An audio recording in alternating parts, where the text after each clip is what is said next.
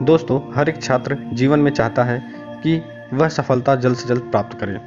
इसके लिए उसे कुछ खास बातों का ध्यान रखना पड़ता है। जैसे सबसे पहली चीज़ उसका दिनचर्या, उसका जो रूटीन होता है वो कैसे हो, इस पे हम बात करेंगे, क्योंकि रूटीन के हिसाब से ही हम अपने आप को डिसिप्लिन मैनर में रख पाते हैं। अगर डिसिप्लिन मैनर में रख लिए तो सफलता बहुत जल्दी हमको मिल जाती है। तो आज हम इस बारे में बात करेंगे कि उनका रूटीन कैसे हो, साथ ही साथ किस प्रकार की रणनीति को अपनाना चाहिए ताकि सफलता प्राप्त करने में देर न लगे। तो दोस्तों, हम बात कर रहे हैं, हर सफल छात्र एक रूटीन को फॉलो करता है।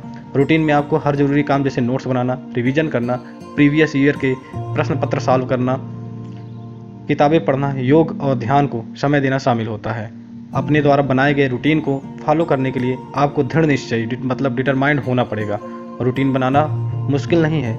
आपने खुद ही ऐसा नोटिस किया होगा कि हम रूटीन तो बना लेते हैं, लेकिन हमें ये लगता भी है कि हम इसे फॉलो कर पाएंगे या नहीं। लेकिन सच तो यह है कि रूटीन बनाना बेहद आसान है, लेकिन उसी रूटीन को फॉलो करना उतना ही मुश्किल। अपने द्वारा बनाए गए रूटीन को फॉलो करने के लिए आपको दृढ़ निश्चयी होना पड़ेगा। हर सफल छात्र एक रूटीन फॉलो करता है। रूटीन में आपको हर जरूरी काम जैसे नोट्स बनाना, रिवीजन करना, प्रीवियस ईयर के प्रश्न पत्र पढ़ना, सॉल्व करना, किताबें पढ़ना, योग, ध्यान में समय देना आदि शामिल हैं। आइए जानते हैं कि ज़्यादातर सफल छात्र किस तरह के रूटीन फॉलो करते हैं। सबसे पहला,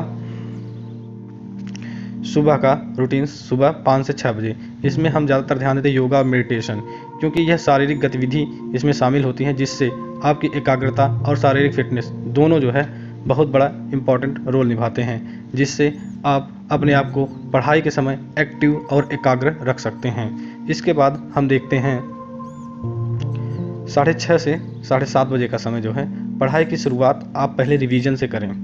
आपने पिछले दिन जो कुछ भी पढ़ा है उसे सुबह के वक्त पहले रिवाइज कर लें, ताकि आपको पता चल जाए कि आज आपको क्या पढ़ना है और कितना सिलेबस पूरा करना है।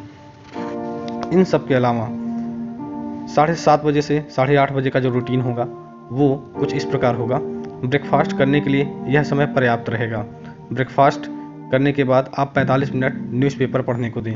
अगर दरअसल करंट अफेयर से अवगत रहना बहुत ज़रूरी है, इसलिए राष्ट्रीय और अंतर्राष्ट्रीय घटनाओं के बारे में पढ़ें। आप ज़रूरी टॉपिक्स, इम्पॉर्टेंट टॉपिक्स जो होते हैं उसके लिए नोट्स भी बना सकते हैं। इन सब चीज़ों को करते हुए आप नेक्स्ट अपना जो टाइम टेबल बनाएंगे उसमें 8:30 बजे से 11 बजे तक का टाइमिंग जो है उसके लिए। रिवीजन के बाद आपको यह समझ में आ जाता है कि आज आपको कितने सिलेबस पूरा करना है। इस वक्त आप उस विषय की पढ़ाई करें जो आपको थोड़ा कठिन लगता है। फ्रेश माइंड के साथ आप सबसे पहले कठिन विषय तैयारी करेंगे, आप उसे अच्छे से समझ पाएंगे। अगर आपको ब्रेक लेने का मन करे 1 घंटा पढ़ने के बाद 10 मिनट का ब्रेक ले सकते हैं। एक बात का ध्यान रखें, आप जो भी पढ़ रहे हैं उसका एक शॉर्ट नोट्स जरूर तैयार कर लें, ताकि जब आप दूसरी बार उस टॉपिक को पढ़ें तो किताब पढ़ने की ज़रूरत ना पड़े और आसानी से रिवीजन हो जाए।